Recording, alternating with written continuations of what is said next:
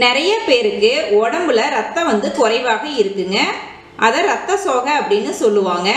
தலை சுத்தல், மயக்கம், உடல் சோர்வு இந்த மாதிரி பல பிரச்சனைகள் இருக்கும். இந்த பிரச்சனைக்கு தீர்வை பெறதுக்காக நிறைய பேர் மருந்து மாத்திரைகளை வாங்கி சாப்பிடுவாங்க. ஒரு சிலருக்கு ரத்தத்தோட அளவு வந்து உயரவே உயராது. இதை சரி செய்ய கண்டினியூஸாக 7 நாளைக்கு இந்த ஜூஸை குடித்து பார்க்கணுங்க. நிச்சயமாக உங்களுக்கு உடம்புல ரத்தம் ஊறுவதில் வித்தியாசம் தெரியுங்க. இந்த ஜூஸை நம்ம வந்து வடிகட்டாமல் அப்படியே தாங்க குடிக்கணும். இதை எப்பப்போ குடிக்கலாம் அப்படின்னா, மார்னிங் பிரேக்ஃபாஸ்ட் முடிச்சதுக்கப்புறம் 1 மணி நேரம் கழித்து குடிக்கலாம். இல்லைன்னா லஞ்சு முடிச்சதுக்கப்புறம் 1 மணி நேரம் கழித்து குடிக்கலாம். இந்த ஜூஸில் நம்ம வந்துட்டு சுகரோ இல்லை ஹனியோ ஆட் பண்ணக்கூடாது. உங்களுக்கு உடம்புல ரத்தத்தோட அளவு அதிகரித்த பின்பு டெய்லியும் குடிக்கணும் அப்படின்னலாம் கிடையாது. வீக்லி 3 டேஸ் இல்லை 2 டேஸ் வந்து குடித்தா மட்டும் போதும்.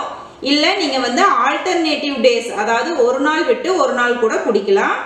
கண்டினியூஸாக எடுத்துக்கிட்டாலும் எந்த பிரச்சனையும் கிடையாது.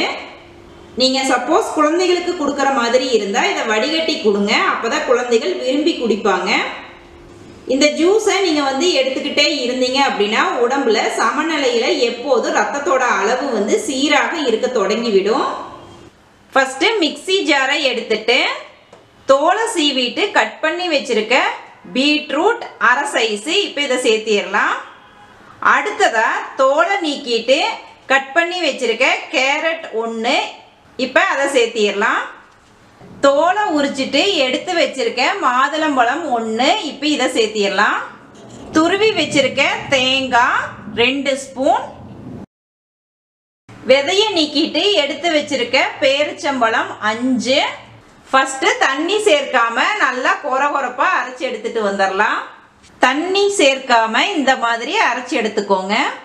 அடுத்ததாக நம்ம 2 டம்ளர் அளவுக்கு தண்ணி சேர்த்திக்கலாம். நான் வந்து எடுத்திருக்க பொருட்களுக்கு 2 டம்ளர் அளவுக்கு தண்ணி சேர்த்திருக்கேன். நீங்கள் சப்போஸ் அதிகமாக ஜூஸ் வந்து அரைச்சி எடுத்துக்க போகிறீங்க அப்படின்னா அதிகமாக பொருட்கள் சேர்த்திட்டு தண்ணி அதிகமாக சேர்த்தி அரைச்சி எடுத்துக்கோங்க. திருப்பியும் நம்ம அரைச்சி எடுத்துட்டு வந்துடலாம். அவ்வளவுதாங்க, ஹெல்த்தியான ஜூஸ் ரெடி பண்ணியாச்சுங்க. நீங்களும் இந்த ரெசிபியை உங்கள் வீட்டு கிச்சனில் ட்ரை பண்ணி பாருங்கள். எப்படி வந்துச்சுன்னு மறக்காமல் கமெண்ட்ஸ் பண்ணுங்கள் ஃப்ரெண்ட்ஸ். நெக்ஸ்ட் வீடியோவில் உங்களை புதுவித ரெசிபியுடன் மீட் பண்ணுறேங்க. Bye bye friends.